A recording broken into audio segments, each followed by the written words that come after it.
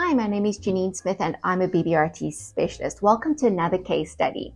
I refer to her as Lady S. Now, Lady S presented with complex PTSD or complex trauma, and I'd like to just differentiate complex PTSD from your normal or presentation of PTSD.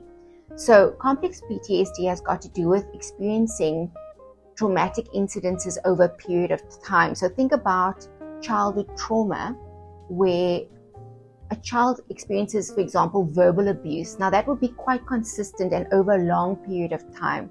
So there isn't a specific event that can be pinpointed that would lead to this traumatic experience.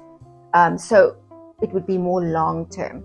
With PTSD, it's normally linked to an incident or specific incidences. And with PTSD, the symptoms are quite severe, and it's linked to sort of triggers linked to your senses and so on, and linked to the specific experience. Whereas with complex PTSD, there isn't a specific incident that the person can pinpoint. So when Lady S, as far as BBRT is concerned, we would normally target the worst part of the trauma if it's linked to an incident. But with complex PTSD, it's not the case. So I encouraged her to target her emotions, but also where those emotions sit in her body. So sometimes people feel it in their core, sometimes people feel it in their chest. And so that is what she targeted when she went through the BBRT therapeutic process.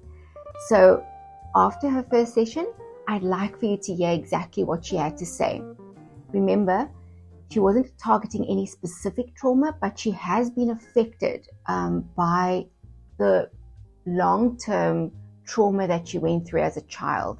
And it started to manifest now in her functioning at work, and she started to feel triggered, but she couldn't pinpoint what it was exactly linked to.